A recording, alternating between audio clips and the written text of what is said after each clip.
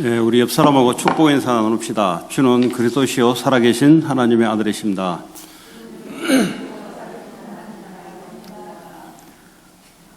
지난주에는 하나님의 영광을 사랑하는 자, 하나님께 인정을 받고 하나님께 기쁨을 얻는 자, 이런 제목이었습니다. 우리는 사람과 사람 사이를 살아가다 보면은 사람을 의식을 굉장히 많이 합니다. 또 하지 않을 수도 없는데 그러다 보면은 너무 사람 위주 그리고 나 위주로 살아갑니다.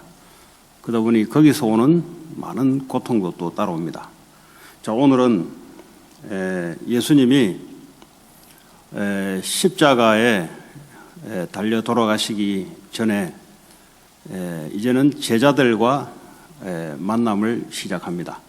그전에는 대중들과의 만남을 통해서 많은 기적과 표적을 보내준 사건이라면 오늘 요한복음 13장부터는 이제 군중들과는 이제는 절대 만나지 않고 제자들에게만 만나서 하나님의 귀한 메시지를 전달해 줍니다. 오늘 그 중에 이 내용이 바로 그런 내용입니다. 자, 그러면 오늘 요한복음 13장을 우리가 읽었는데 이 장소가 어디냐 하면 여러분 누가복음, 마태복음, 마가복음에도 동일한 내용이 나오는데 근데 요한복음에만 주님이 제자들의 발을 씻어주는 장면이 유독히 나옵니다. 다른 세 복음서에서는 그냥 성만찬에 대한 것만 나오지 오늘 요한복음에 기록된 내용은 나오지 않습니다. 그래서 여러분들이 이것을 이해하기 위해서는 주님이 마지막에 성만찬 하는 다락방에 올라가서 거기서 제자들과 마지막 식사를 하는 그런 이제 배경입니다. 그 배경을 충분히 이해하려면 마태복음, 마가복음, 누가복음에 나오는 성만찬에 나오는 내용을 여러분들이 참조하셔서 오늘 이 내용을 보게 되면은 예수님이 어떤 의도로 이 말씀을 하셨는지를 충분히 우리가 이해할 수가 있습니다. 그래서 저는 누가복음을 가지고 요한복음과 함께 이 내용을 전달하려고 합니다. 오늘 13장 1절에 보니까 6월절 전에 그랬습니다. 6월절이면 어린 양이 잡혀서 문설주에 피를 바르는, 다시 말하면 예수님이 십자가에 죽으시고 피를 흘리시는 이 날 전에, 며칠 전이죠. 이 전에 예수께서 자기가 세상을 떠나 그랬어요. 그리고 아버지께로 돌아가실 때가 이런 줄 아셨다 그랬습니다. 그러니까 주님의 때는 어떤 때를 가지고 주님이 하나님의 시간표는 어떤 시간표와 때를 가지고 움직이시나 예수님이 십자가에 죽으시는 그 때를 말합니다. 그러니까 예수님이 이 땅에 오셨던 모든 삶의 기준의 시간표는 십자가에 죽는 그 기준으로 모든 시간표를 맞춥니다. 구약도 마찬가지입니다. 하나님께서 예수 그리스도를 이 땅에 보내시는 이 때를 기준으로 모든 역사를 움직여 나갑니다. 그래서 주님이 내가 세상을 떠나 아버지께로 돌아가실 때가 이런 줄 아시고 그랬어요. 이제는 내가 십자가에 죽어야 될 때가 왔구나. 다시 말하면 하나님이 예수님에게 주시는 그 미션, 십자가의 죽음의 사건.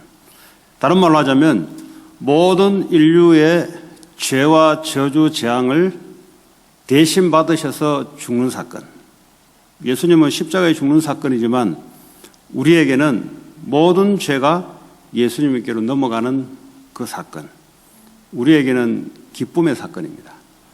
예수님에게는 십자가의 고통의 사건이었다면 우리에게는 내가 받아야 될 고통을 예수님이 대신 받으시면서 그리고 3일 만에 사망 권세, 사단 권세 이기시고 생명으로 곧 있으면 성령으로 우리와 함께 하실 그 사건을 두고 지금 주님이 내가 때가 됐다는 거죠. 그 예수를 잘 믿는 사람들은 때를 잘 알죠. 내가 지금 뭐 할 때인지를 잘 압니다. 그러니까 이 때를 모르면은 인생에 많은 것을 놓치게 됩니다. 공부할 때가 있고, 시집 장가갈 때가 있고, 애들을 낳아야 될 때가 있고, 기를 때가 있고, 또 사회에서 소셜 라이프를 해야 될 때가 있고, 또 나이가 들면은 하나님의 미션을 다 이루면은 다시 예수님처럼 하나님께로 돌아가야 될 때가 있습니다. 그래서 때를 아는 자는 성경에는 지혜 있는 자라고 합니다. 아무리 해도 자기 때를 모르면 지혜가 나올 수가 없죠. 나이가 들었으면은 이제는 내가 남은 사명을 어떻게 감당하고 하나님께 갈 것인가 이걸 계수하고 있어야 되죠. 다시 말하면 우리의 때도 마찬가지입니다. 우리에게 하나님이 주시는 미션을 이루는 그것을 모든 포커스를 가지고 살아가는 자가 바로 지혜가 있습니다.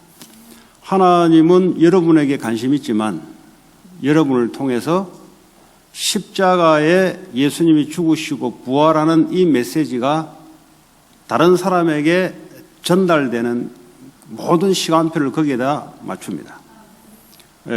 저와 여러분들은 육신적으로 이렇게 바쁘다 보니까 육신적인데 시간표를 맞출 수 있지만 그러나 예수님은 거기에 시간표를 맞추는 게 아니라 구원받은 우리를 통해서 또 다른 사람이 예수 십자가의 죽으심과 부활의 소식을 전하는 그 시간표를 중심으로 우리를 이끌어 가십니다. 그래서 성령 인도를 잘 받는 사람들, 신앙생활을 잘 하는 사람들은 이걸 잘 보는 사람들입니다. 그런데 이거와 전혀 관계없으면 하나님의 때와 나와 관계없이 그냥 살아갑니다. 그걸 보고 우리는 불신자라고 합니다. 교회 다니면서 불신자 같은 사람들도 있습니다. 왜냐하면 예수님의 때, 예수님의 미션 이거와 전혀 관계없이 살아가고 불신자와 똑같이 그냥 눈에 보이는 그냥 이 땅에 살아남기 위한 여기에만 모든 것을 맞춘다면 이거는 이제 지혜가 없는 사람들이죠. 자, 오늘 그러면서 세상에 있는 예수님이 세상에 있는 자기 사람을 사랑하시되 끝까지 사랑하시니라. 예수님이 끝까지 자기의 제자들, 하나님의 백성들을 끝까지 사랑하시니라. 그러니까 앞으로 배반할 줄도 알고 제자들이 돌아설 줄도 아는데 주님은 끝까지 사랑하시더라 그랬습니다. 사람들은 손해가 되면은 서로 돌아서기도 합니다. 부부간에도 서로 안 맞으면 돌아섭니다. 그러나 주님은 끝까지 자기를 따라오는 예수를 믿는 모든 사람들을 실수하든 실패를 하든 관계없이 끝까지 사랑합니다. 다시 말하면 우리 입장에서 볼 때는 우리가 어떤 일을 당하더라도 주님은 우리를 사랑하신다는 말은 우리를 지금도 우리와 함께 하시고 우리의 잘못을 하나님이 나무라기보다는 끝까지 우리에게 힘을 주시고 다시 또 이렇게 세우시는 그런 분이십니다. 그러니까 사람들은 돌아섭니다. 아무리 해도 돌아서게 되어 있습니다. 그게 인간의 본성입니다. 하나님 떠나 자기 중심으로 딱 이렇게 박혀 있거든요. 뭐 사랑이 있어서 결혼했는데 나중에는 그 사랑이 자기 중심의 사랑이다 보니까 식어지죠. 왜냐하면 내게 도움 안 되니까 식어진다. 그러면 돌아섭니다. 부모 자식 간에도 돌아섭니다. 왜냐? 자기 중심의 사랑이거든요. 그게 예수님의 사랑이 아니고 자기 중심의 사랑이 되니까 돌아서게 되어 있습니다. 인간은 그렇습니다. 그리스도가 우리 안에 오셔서 하나님의 은혜를 깊이 맛보지 않는 이상은 인간은 사람을 끝까지 사랑할 수 있는 존재가 될 수가 없습니다. 그러나 주님은 우리를 끝까지 사랑하시고 지금도 주님은 우리를 사랑하시고 우리가 넘어질 때도 주님은 우리를 일으키시면서 우리를 이끌어 가시고 우리가 질병 가운데 있다 할지라도 주님은 거기에 함께 하시고 주님을 바라보는 그게 참 은혜인 줄 믿습니다. 질병 걸린 분들은 질병 낫는 게 은혜라기보다는 그 속에 주님 우리에게 계속 은혜와 사랑을 부어준다는 사실, 거기에 저와 여러분들이 집중되는 그런 또 은혜 있는 그런 축복의 사람들 되길 바라고 또 주님이 어떤 분인가를 다른 사람에게 증거하기를 바랍니다. 자꾸 낫는데 우리는 포커스를 맞추고 있습니다. 그런데 주님의 관심은 내가 너와 함께 하겠다는 거죠. 전능하신 주님이 우리와 함께 하신다면 우리가 암이 걸렸든 뭐가 걸렸든 관계없이 주님을 바라보게 되겠어요. 자, 그런 중에 오늘 2절에 보니까 마귀가 여지없이 나타납니다. 나타나서 시몬의 아들 가룟 유다의 마음에 예수를 팔려는 생각을 넣었다 그랬어요. 마귀는 절대 십자가 생명 살리는 일을 절대 방해합니다. 여러분들 밥 먹고 성공하는 거는 놔두는데 복음 십자가의 예수의 죽음과 부활한 내용을 전달하는 것은 여지없이 방해합니다. 자, 오늘 제자들 중에 가룟 유다의 마음속에 마귀가 들어왔어요. 그러나 주님은 여기에 대해서 아무렇게 개의치 않습니다. 뭐 우리 같으면은 너 나 팔려고 하지. 그 대답 안 하고 있으면 계속 묻죠. 이리 돌려서 묻고 저리 돌려서 묻고 사람들 앞에 내세워가지고 쪽팔리게 하면서 묻고 그 주님은 전혀 관계없이 그냥 갑니다. 왜냐하면 이게 무슨 말이냐? 관계없다 이 말이에요. 마귀가 역사를 하는 것이 하나님의 계획을 이루는 사건이 결국은. 근데 이제 마귀에 걸려든 사람만 예수님이 말하잖아요. 저 사람은 안 태어나는 게 나을 뻔했다 그랬어요. 마귀의 역사도 하나님의 계획을 이루는 데 사용이 됩니다. 그러나 마귀에 걸려든 사람들은 불행한 사람들이죠. 이 땅에 안 태어나는 게 나을 뻔했다 그랬어요. 왜 가룟 유다가 마귀에게 걸려들었을까요? 가룟 유다가 평상시에 돈을 너무 좋아해요. 원래 갖고 있는 것이 마귀가 공격해서 넘어간 게 아니고요. 원래 이 사람이 그걸 늘 갖고 있다가 마귀가 들어오니까 억셉트를 한 거죠. 딱 잡은 거죠. 그게 없는 사람들은 마귀가 해도 도망간다고요. 그래서 마귀의 문제라기보다는 내가 늘 가지고 있던 것에 마귀와 합작품을 연 거예요. 그러니까 우리는 이렇게 생각합니다. 저 마귀가 역사해서 그래. 그 사람이 늘 갖고 있는 겁니다. 늘 갖고 있는 것에 마귀는 거기에 들어와요. 가룟 유다가 예수님의 재정을 맡은 사람인데 돈에 대해서 얼마나 밝은지요. 그런 사람입니다. 평상시에 여러분들이 어디에 사랑을 하느냐에 따라 거기에 마귀가 맞게 딱 겁니다. 그러면 뿌리치면 되는데 뿌리칠 수 있는 믿음이 없으면 걸려 넘어가는 거죠. 그러나 하나님은 하나님의 계획은 이루어 나갑니다.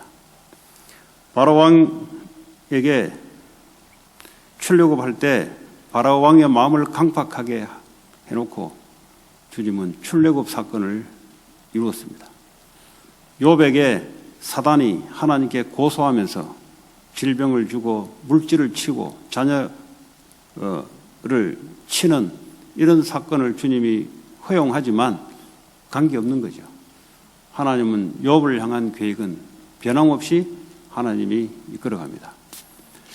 자, 근데 오늘 여기는 나오지 않지만 여러분 누가복음 22장을 참조하시면 지금 이 다락방에서 저녁을 잡수시면서 마지막 만찬을 하는 여러분 잘 아시는 성만찬의 내용이 같이 포함되어 있습니다. 그런데 요한이라는 사람은 거기에 포커스보다는 다른 데요, 딱 같은 사건 일어났는데 다른 데 포커스를 가지고 기록했을 뿐입니다. 그러나 이 자리에 주님이 했던 것이 있습니다. 아시다시피 누가복음 29장 19절에 보면은 이 만찬을 베풀 때 주님이 떡을 나눠줍니다. 이것은 나의 몸이다 라고 하죠. 그리고 포도주 잔을 나눠주면서 이거는 주의 피라 하면서 이거를 영원히 기념하라. 아직 십자가에 죽지 않았어요. 그러나 십자가에 죽고 난 뒤에는 그렇기 때문에 죽기 전에 이거를 영원히 기억하라. 다시 말하면 십자가의 사건을 영원히 기억하는 것이 바로 성찬이다. 그렇게 하면서 다시 말하자면 예수 십자가의 죽으심의 이 의미가 뭔지를 절기를 쉽게 말하면 성만찬을 기념식을 정해놓고 계속 이 메시지가 전파되도록 주님이 만들어 놓으신 거예요. 기념을 하라는 말은 우리가 문화적으로 삶을 가지고 기념식을 하잖아요. 뭐 콜럼버스 데이. 요즘 뭐 콜럼버스가 별로 안 좋은 일이 별로 조사해 보니까 별로 좋은 사람이 아니라서 나라에서 콜럼버스 데이를 기념하지 않는다고 이제 올해부터는 없애버렸어요. 그 전까지는 아주 좋았던 사람으로 이제 기억하듯이. 그건 뭐 예를 들어 뭐 이렇게 뭐 노동절 날 뭐 있잖아요. 또 미국 건국 이런 날 있잖아요. 그 베테랑 데이. 왜 그렇습니까? 그 사람들의 업적을 기억하기 위해서 우리의 삶에 그 절기를 만들어 놓고 계속 그걸 이어가겠다는 소리죠. 그걸 희석시키지 않고 이어가겠다는 소리잖아요. 성만찬도 마찬가지입니다. 주님이 십자가에서 죽으시고 부활하신 이 사건, 인류에게는 영원한 축복이 되는 이 사건, 한 번의 죽음으로써 모든 인간의 문제를 해결하신 이 사건을 사람들은 잊어버리거든요. 왜냐? 하나님 알아요. 그래서 이거를 성만찬을 해서 떡과 포도주를 주고받으면서 이거를 기념하라. 이 말은 뭐죠? 십자가의 내용을, 이 메시지를 기억해서 전파하라. 이 말이에요. 기념하라 말은 우리끼리 먹고 마시란 말이 아니라 이 내용을 계속해서 전파하라. 이 말이에요. 교회 안에서도 나누지만 이걸 계속 전파하라. 이 말이죠. 자, 그러면서 주님이 오늘 요한복음 13장의 내용은 거기에 싹 배제되면서 다른 내용을 부각시키는데 그 내용이 오늘 보니까 4절에 보니까 저녁 잡수시던 자리에서 일어나 겉옷을 벗고 수건을 가져다가 허리에 두르시고 이에 대하여 물을 떠서 제자들의 발을 씻으시고 그 두르신 수건으로 닦기를 시작하여 그랬어요. 이 중동, 특별히 이 나라들의 습관이 있습니다. 관습이 있습니다. 집에 들어가려면은 이 모래바닥에 샌들을 신고 다니기 때문에 이 먼지가 많이 묻어 있습니다. 모래먼지 뭐 이런 것들이. 그럼 집에 들어가려면 반드시 집 앞에 보면은 그 물을 이렇게 담아서 양동이처럼 돌로 만들어서 그걸 늘 해놨어요. 가나안 혼인잔치에 보면은 바로 거기에 주님이 포도주로 만드는 사건이 바로 그 발 씻는, 손 씻는 그 항아리입니다. 돌로 만든 항아리입니다. 그는 반드시 해놨고요. 그리고 누가 이걸 담당하냐면 가장 종 중에서도 가장 제일 밑에 제일 서열이 낮은 종이 그걸 보통 담당해서 손님이 오면은 발을 씻겨주는 이런 관습이 있습니다. 또 주님이 출애굽해서 성막을 만들어 놓고 성소에 들어가는 제사장들, 대제사장들 이런 사람들이 손을 씻고 발을 씻도록 그 물두멍을 동으로 브론즈로 만들어 놨죠. 그러니까 굉장히 의미가 있는 거예요. 이제 어떤 질병에 대한 것도 있고요. 여러 가지 이제 의미가 있습니다. 신학자들이 이 사건을 여러 가지로 몇 가지로 해석을 해요. 여러 가지 해석을 하는데 어쨌든 뭐 그런 해석을 다 하면은 뭐 여러분들이 신학할 것도 아닌데 그러나 여기서 하나님이 주시고자 하는 메시지를 충분히 잡았으면 좋겠습니다. 그래서 주님이 제자들의 발을 씻깁니다. 예. 자, 그런데 이 베드로의 반응이 당연히 이 제일 핫바리 종이 발을 씻어줘야 되는데 예수님이 누구십니까? 유대의 왕이요? 하나님이요? 메시아라는 분이 베드로의 발을 씻긴 것에 대해서는 베드로는 이해할 수가 없습니다. 네. 이 주님이 왜 이러시는지를 도저히 이해가 안 되는 거예요. 자, 그래서 예수님 7절에 뭐라 합니까? 네가 지금 내가 하는 것을 지금 네가 이해하지 못한다. 네. 그 나중에는 네가 알게 될 것이다. 그러니까 주님이 뭘 했냐면 성만찬의 십자가의 이 내용을 먹으면서 마시면서 이걸 기념하라 해놓고 제자들의 발을 씻겨주는 동시에 이런 일이 일어난단 말이에요. 이 복음의 내용과 그리고 그 사람들의 자세를 오늘 주님이 보여주는 건데 지금은 너희들이 이해 못한다. 나중에는 알게 될 것이다. 이런 이야기입니다. 자, 그랬더니 8절에 베드로가 뭐라 합니까? 내 발을 절대로 씻지 못하시겠습니다.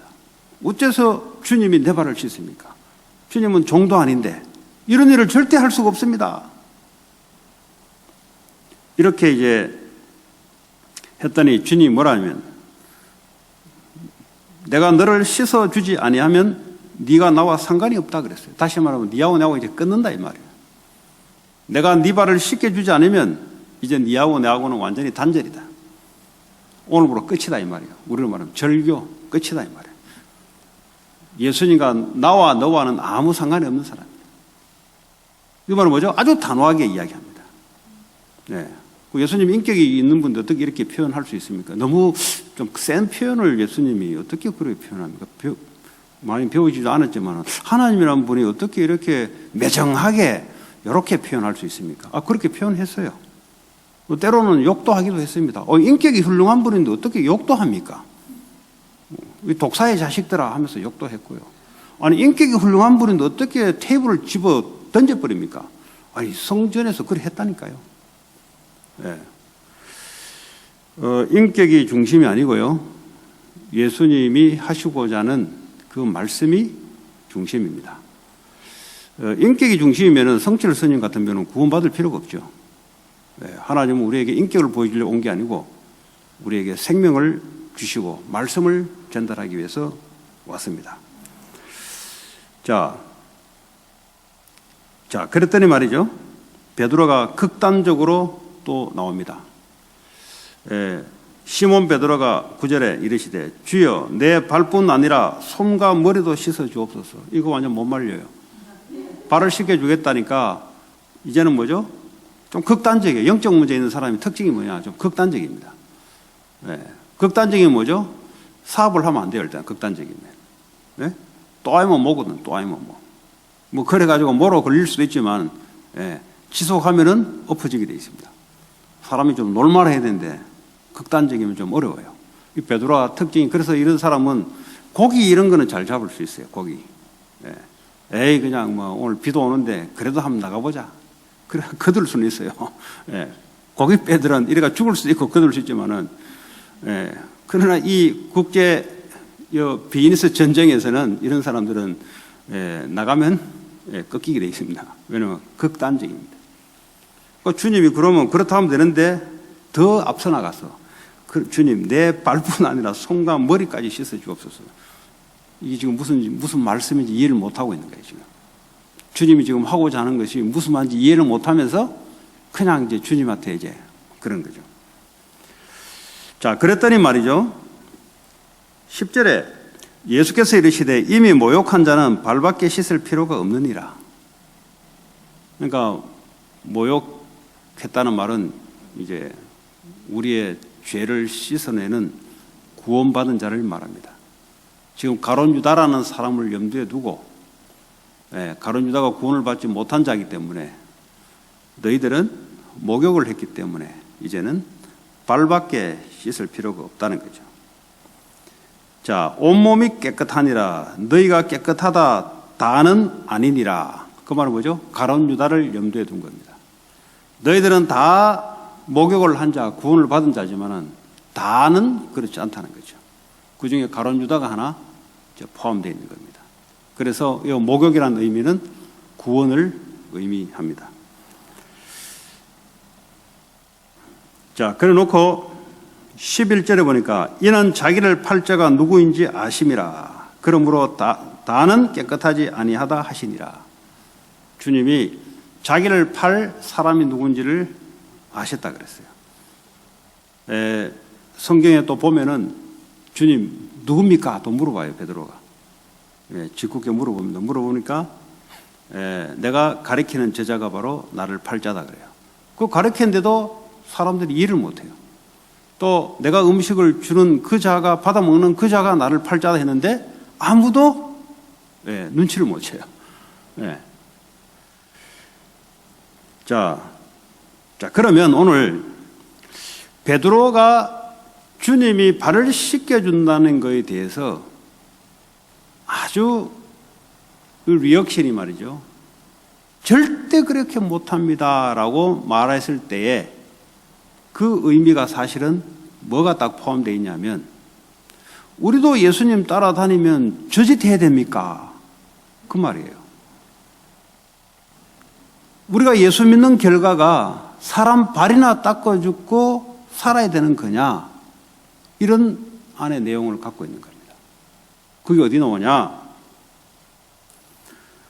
누가복음 22장 24절에 보면은 성만찬을 해놓고 그 밑에 보면은 베드로가 뭐라 하냐면 제자들 중에 누가 우리가 더 큰 자냐 하고 서로 다툼을 해요. 그 말은 뭐죠? 누가 더 세고 누가 더 그레이트한 사람이냐? 아직도 이러고 있어요. 그러니까 주님이 마지막 만찬을 가지고 메시지를 주고 하는데 우리 중에 누가 더 세냐? 이 말은 뭡니까? 이 사람들이 예수를 따라다니는 관점이 어떤 관점이냐? 예수님을 왕으로 세우고 그 다음에 세컨드 포지션은 누가 할 것이냐 이 말이에요. 그 선거할 때 보면은 트럼프를 밀잖아요. 만약에 밀잖아요. 그럼 그 다음에 세컨드 포지션을 누가 할 것인가 이 말이에요 지금. 그러니까 이제 예수님을 따라다니는데 따라다니는 포인트가 하나님이 원하신 거하고 안 맞아요. 안 맞습니다. 우리가 예수를 믿는 그 포인트가 정말 예수를 믿는 진짜 포인트와 베드로가 오늘 따라가는 목적과 동기의 포인트는 안 맞다니까요. 베드로는 어떤 것을 갖고 있었냐? 주님을 따라다니면은 내가 두 번째로 주님 다음으로 높은 사람이 되겠다. 이런 걸 가지고 있었습니다. 이거는 이제 누가복음 22장 25절에 보면은 거기서 주님이 말씀하십니다. 이 세상은 임금이나 그리고 집권자들, 정치하는 사람이나 권세 있는 사람들이 다스림을 받는 사람이 볼 때는 아우 저 왕 때문에 저 주지사 때문에 우리를 잘 다스려 주니까 그분들을 은인이라고 이야기한다 그래요. 그 세상은 뭐냐? 힘 있는 사람이 힘 없는 사람을 다스리고 지도한단 말이에요. 그러니까 백성들은 왕을 존중하고 우리에게 은혜를 주시고 은인이라고 이렇게 세상은 한다 이 말이에요. 그러나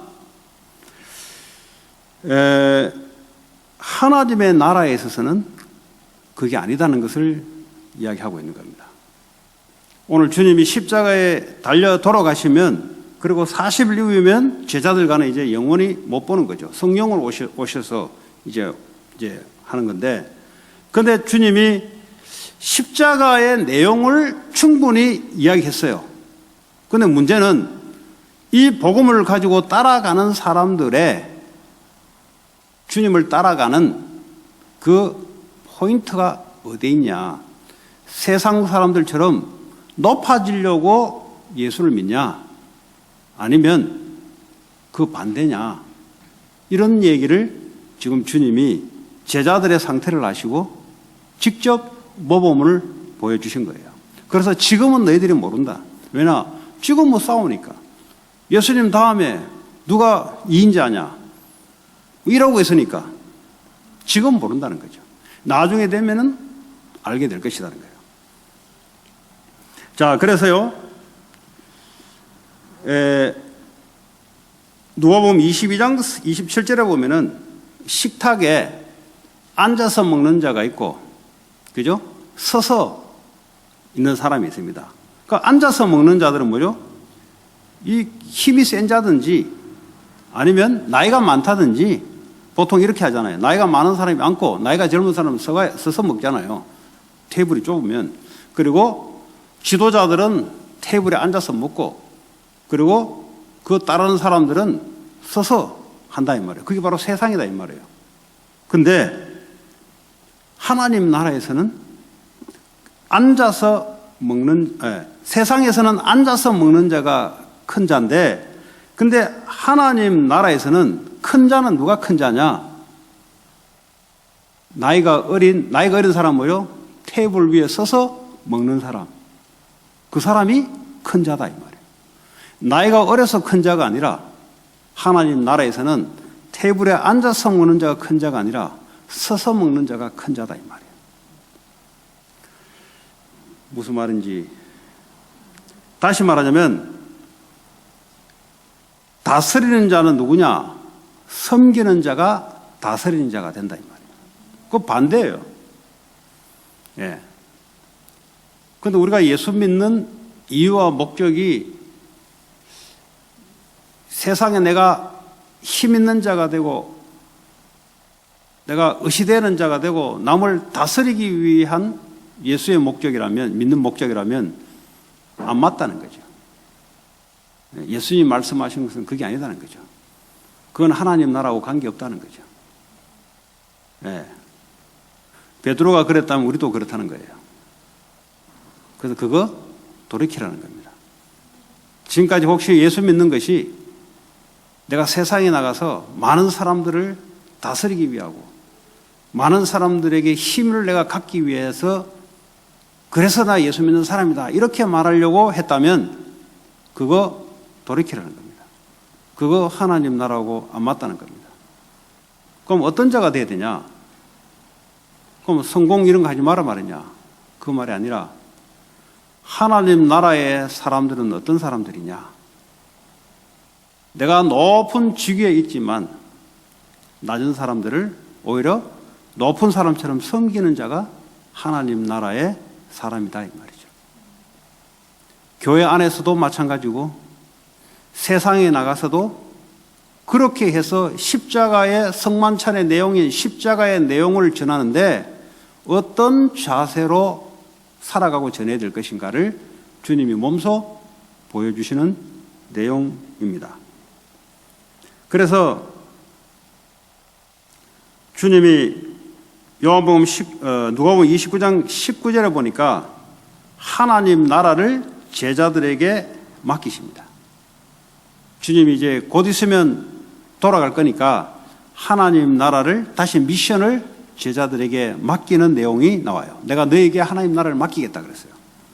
그럼 맡기려면 어떡합니까? 자세가 어떤 자세야 되냐? 섬기는 자세가 돼야 된다 이 말이에요. 세상 나라는 뭐죠? 힘 있는 자가 다스리고 힘 없는 자가 따라가는 이게 세상 나라라면 하나님 나라에 너에게 맡기는데 교회가 하나님 나라고 현장에서 여러분들이 하나님 나라를 구현시키기 위해서 하나님 여러분에게 일도 주시고 공부도 하게 하는데 어떤 자세로 불신자들을 해야 되냐? 복음을 전파하고 이 사람들을 세울 때 어떻게 해야 되냐? 바로 주님 오늘 보여주시는 이 식대로 해야 된다는 거예요. 내가 높은 자리에 있더라도 하나님 나라의 사람은 어떤 사람이 되냐? 높은 자리를 통해서 아래 사람을 섬기고 불신자를 섬기는 그 자세가 되어야 된다 이 말이에요. 그런데 밑에 사람이 원래 종이 뭐 한다면 남들이 볼 때는 그거 당연하지 이야기 하잖아요.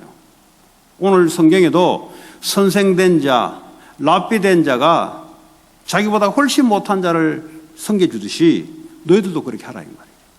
그게 하나님 나라의 그게 제자도이면서도 복음 전파를 끝까지 할 수 있는 사람이 그런 사람이 되어야 된다는 거죠. 자, 그러면서 주님이 요한복음 13장 22절에 보니까 그래서 너희들 서로 발을 씻어주라 그랬어요. 서로. 네. 그건 뭐죠? 서로 섬겨주라 이 말이에요. 서로. 네. 나쁜 거 있으면 헐뜯지 말고. 그 헐뜯는 말이 뭐예요? 그 말이 뭐냐? 내가 너보다 높이 있다는 소리예요. 그러니까 헐뜯는 거예요. 비난한다는 말이 뭐예요? 자꾸 뒤에서 사람을 비난하잖아요. 그 말이 뭐냐? 내가 너보다 낫다 이 말이에요. 그러니까 하나님 나라에 주님이 발을 씻어주는 것이 아주 중요해요. 그러니까 여러 가지 말을 하지 않았어요. 그냥 딱 보여준 거예요. 그 말은 또 뭐 윤리 도덕적으로 이런 의미는 아닙니다. 그런 의미를 훨씬 넘어서는 거예요 지금. 그랬더니 또 뭐 세종로가 돼가지고 뭐 발 씻는 연습하자 그런 말이 아니에요 지금. 예, 그 발 씻으면 뭐합니까 그거? 예, 그 원래 그 중국 가면요 발 마사지가 있어요. 발 마사지 돈 내고 하는 거. 예, 그런 어떤 의미가 아닙니다. 하나님 나라의 어떤 자세와 내용을 가지고 살아갈 것인가를 지금 이야기하는 겁니다. 예, 하나님 나라를 맡겼잖아요. 그러면 하나님 나라를 실현시켜 나가는데 하나님 나라 안에서 우리가 살아야 되는데 어떻게 살아갈 것이고 어떻게 하나님 나라를 전파할 것인가 그 자세를 말하는 거예요. 자세. 성공은 해야 되지만 그러나 성공된 자의 자세는 발을 씻어주는 모습이라야 이 온전한 십자가의 복음이 전달되면서 우리의 자세까지 이제 전달된다 이 말이에요. 그 주님이 완벽하게 우리에게 보여주시는 겁니다. 다시 말하면 서로 발을 씻어주라는 말은 서로 섬기라 이 말이죠. 서로 서번트가 되라 이 말이에요. 서로 종의 모습을 가지라 이 말이죠. 어떻게 가능합니까? 요한복음 19장 30절에 십자가에서 다 이루었다는 것을 믿는 사람이라야 이것이 가능해져요. 뭐 아무리 내가 그렇게 생각을 좋게 하려 그래도 뭐 하루 지나면 그 다음에 또 돌았어요. 예. 그래가지고 되는 일이 아니에요. 뭐 애들 공부하라면 작심삼일 그래가 공부가 되는 게 아니에요. 예. 뭐 운동하라 그러면 뭐 한 며칠은 운동기구사가 해요. 근데 며칠은 해요. 그래가 될 일이 아니란 말이에요. 근본적으로 계속 할 수 있는 뭐가 있어야 돼요. 그게 뭐냐? 예수님의 떡과 포도주를 주는 이 내용이 어떤 내용이냐? 요한복음 19장 30절에 내가 다 이루었다. 인간의 인류의 모든 문제 십자가에 다 못 박았다. 이 사실을 믿고 받아들이는 자들은 그 다음에 이게 힘이 있는 거거든요. 왜냐? 힘이 없는 자들은 자기 문제에 자기 걸려들어요, 자꾸. 그런데 힘 있는 자는 뭐죠? 이 복음의 말씀을 믿는 힘 있는 자들은 문제가 와도 문제에 걸려들지 않습니다. 왜냐? 주님이 끝내놨기 때문에 주님은 문제 같은 걸 통해서 주님이 하실 계획과 하나님의 답이 거기에 들어가 있기 때문에 이런 힘 있는 자들은 다른 사람들을 이해해주고 섬겨줄 수가 있어요. 근데 아무리 내가 그렇게 하고 싶어도 안 돼요. 왜냐? 내 문제가 포가 석자에 빠져 있는데. 네. 뭐 아예 다른 데 관심이 없어요. 내 인생 문제도 해결 안 되는데. 그러니까 복음을 받았는데 복음의 내용이 들어가지 않은 거죠. 이게 안 믿어지는 거죠. 자, 오늘 주님이 요한복음 13장 17절에 뭐라 했습니까? 너희가 이것을 알고 행하면 복이 있으리라 그랬어요. 네. 그 축복 받기를 좋아하잖아요. 교회 오면은 뭐 하나님께 복 받기를 좋아하는데 주님이 뭐랬냐? 이걸 알고 행하는 자가 복이 있다 그랬어요. 뭘 그러면 행동을 막 하기 싫은데 억지로 하면 복이 있냐? 이 말이 아니에요. 이렇게 할 수 있는 힘이 있는 자. 그 힘이 어디서 오냐? 주님이 나를 위해서 죽으시고 부활하신 이 의미가 뭔지를 아는 사람. 그리고 나를 하나님 나라의 미션을 내게 부탁했다는 것을 아는 사람들은 힘이 있어요. 왜냐? 하나님이 성령으로 역사해 주기 때문에. 하나님 나라는 우리 힘으로 절대 구현시킬 수가 없어요. 그래서 오직 성령이 임해야만 가능한 겁니다. 그래서 성령의 능력이 임한 사람들은 자기 힘이 아니잖아요. 가능해요. 예. 요셉이 노예로 들어갔는데 남들은 노예지만 본인은 노예가 아니었어요. 왜냐? 요셉이 힘이 있거든요. 그러니까 요셉 때문에 보디발이 오히려 복을 받게 되고, 요셉 때문에 애굽의 제 퍼스트 리더 바로 왕이 요셉 때문에 문제 해결되고. 그러니까 누가 힘 있는 자냐? 요셉이 힘 있는 자예요. 그러니까 요셉은 노예로 낮춰도 괜찮고 총리로 높여도 그 애굽을 섬기잖아요. 그러니까 여렇지 못한 사람들은 노예 들어가면 거의 뭐 마약하고 술 먹고, 왜냐? 내 인생 왜 이래 됐냐고. 내가 교회 잘 나가는데 왜 내한테 이래 됐냐고. 그러다 또 감옥 들어갑니다. 거의 뭐 감옥에서 끝내요, 인생. 또 약간 높은 데로 올라오잖아요. 그럼 또 의시돼요. 왜냐? 내가 누군데 하면서. 그렇지. 내 인생에 그래 이런 날도 있었지 그래. 내가 누군데 아직 안 죽었어. 계속 자기입니다, 자기. 예수님의 십자가에 나를 위해서 죽으시고 부활하는 의미가 나는 십자가에 죽고 주님 내 안에 사시는, 이제 내 인생은 나와 전혀 상관이 없는 내 안에 주님과 상관이 되는, 그게 내 인생인데 말이죠. 이거 아는 사람들은 힘 있는 자고요.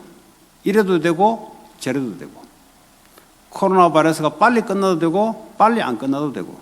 왜냐? 내 인생은 그와 관계없는 거기 때문에. 주님이 내 안에 살아계시다는 것을 믿고 주님의 내게 부탁하신 미션을 가진 자들은 관계가 없어요. 마가다락방에 올라가는데 유대교가 그리스도인들을 잡아 죽이기도 하는데 전혀 관계가 없어요. 왜냐? 우리의 관계가 어디만 관계되냐? 주님이 주시는 말씀에만 관계됩니다. 세상이 이야기하는 것 참고는 하는데 관계가 없어요. 왜냐? 우리는 세상이 아니라 하나님이 내게 주시는 그 말씀과 그 미션을 가지고 내가 해야 될 게 따로 있기 때문에.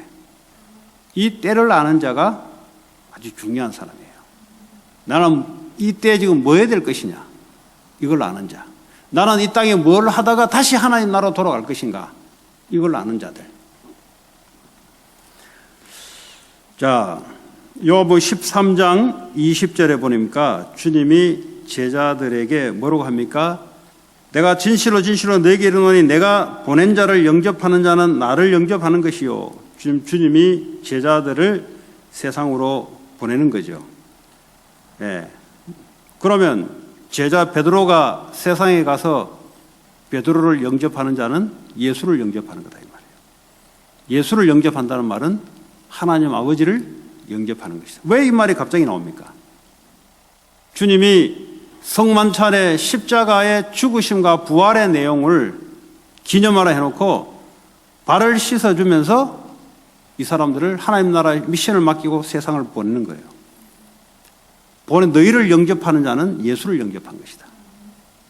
그러니까 너희를 영접한다는 말은 뭐예요? 그 사람의 주시는 말씀을 내가 받아들이면 그 예수를 받아들인 것이고, 예수를 받아들인다는 말은 하나님 아버지를 받아들인 것이다 이 말이죠. 오늘 주님이 이렇게 메시지를 해놓고 마태복음에 보면요, 하나님 나라에 대해서 설명하고 있습니다. 하나님 나라는 어떤 것이냐? 씨 뿌리는 비유를 합니다. 씨가 가시밭에 떨어지면은 올라오다가 타버리고, 길가에 있다 보면은 지나가다가 차가 지나가 버리면 씨가 깨지니까 못 자라잖아요. 그런데 하나님 나라는 그걸 보는 게 아니다 이거죠. 옥토밭에 떨어지는 그 씨는 30배, 60배, 100배 열매를 맺는다는 거죠. 어린 렘넌트에게 올바른 복음과 미션의 씨가 떨어지면은 그 애를 통해서 엄청난 일이 일어날 것이라는 거죠. 그러니까 우리는 세상처럼 저는 계산하면서 살아가는 사람이 아니고, 때로는 하다 보면은 말씀을 안 받는 사람이 있어요. 때로는 말씀이 제대로 떨어져서 엄청난 영향력을 주는 사람도 있습니다. 그 하나님 나라는 바로 그런 것이다. 자, 그리고 하나님 나라는 마태복음 13장 32절에 보니까 조만한 겨자씨가 어떻게 되냐? 큰 나무가 된다. 큰 나무가 돼서 와서 이제 새들이 위에 앉고, 그렇다면 하나님 나라는 그렇다는 말이죠. 우리를 하나님 나라의 미션을 맡겼는데 우리가 하고 있는 일이 바로 그런 일이다 이 말이에요. 우리가 하는 일이 이 복음의 씨앗이 별거 아닌 것 같은데 제대로 떨어지니까 시간이 지나 보니까 엄청난 열매와 엄청난 영향력을 주는 그런 현상으로 이제 결과가 된다 이 말이죠. 그리고 하나님 나라는 마태복음 13장 44절이니까 밭에 감추인 보화와 같다. 우리가 하나님 나라를 구현하는 이 일은 밭에 감추인 보화와 같다 이거죠. 그러니까 안 보여요 이게. 이런 밭에 밑에 보화가 감춰 있으면 안 보이잖아요. 그래서 사람들은 저 짜투리탕, 저 별볼 넘땅이라 해요 세상은. 그러나 하나님 나라를 아는 사람들은 그 밑에 보화가 감춰 있다는 걸 아는 거예요. 자, 그리고 마태복음 13장 48절에 보니까 그물 비유를 하면서 나쁜 고기는 다 버려버려요. 그러나 좋은 고기를 담는 거죠. 여러분, 복음을 전하다 보면은, 이 제대로 좋은 있습니다. 그런 사람들을 제대로 이렇게 이제 쏙 올리는 거죠. 그럼 대다수 보면은 별로 안 좋은 고기가 많아요. 그러나 개종에 보면은 제대로 된 고기가 있단 말이에요. 그 하나님 나라는 그렇다 이 말이에요. 자, 오늘 말씀을 맺겠는데요. 자, 서로 발을 씻어주는 하나님 나라를 왜 이렇게 이야기했냐?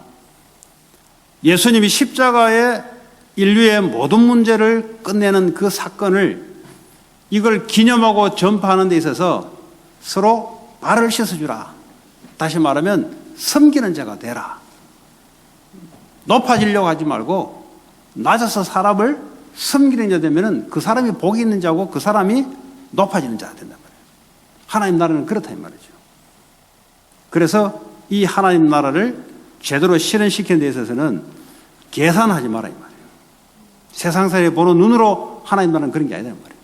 감추어진 것이고 조만한 것 같은데 엄청난 열매를 맺는 것이고 이걸 가지고 우리에게 지금도 주님 우리에게 하나님 나라를 부탁하시고 하나님 나라가 이 땅에 완성되는 날 주님이 다시 이 땅에 오신 줄 믿습니다. 우리가 그 믿음과 그 미션을 붙잡고 가장 힘 있는 자는 가장 낮은 자에서 사람을 올려줄 수 있는 그런 자가 된 줄 믿습니다. 한 주간도 승리하는 저와 여러분 되기 바랍니다. 오늘 주시는 말씀 붙잡고 우리가 이 시간 각자가 아마 다 다르게 말씀을 받았을 겁니다. 이 말씀이 한 주간 내가 살아가는 나의 빛이요 나의 등이 되고 또 이것이 세상 살리는 소금이 되고 나를 살리는 힘이 되는 오늘 같이 이 시간 합심으로 기도하겠습니다. 하나님 감사합니다. 우리에게 서로 발을 씻어주는 섬기는 하나님의 나라의 사람으로 살아갈 수 있도록 주님 성령으로 역사하시고 축복해 주옵소서. 예수 그리스도 이름으로 기도합니다. 우리 500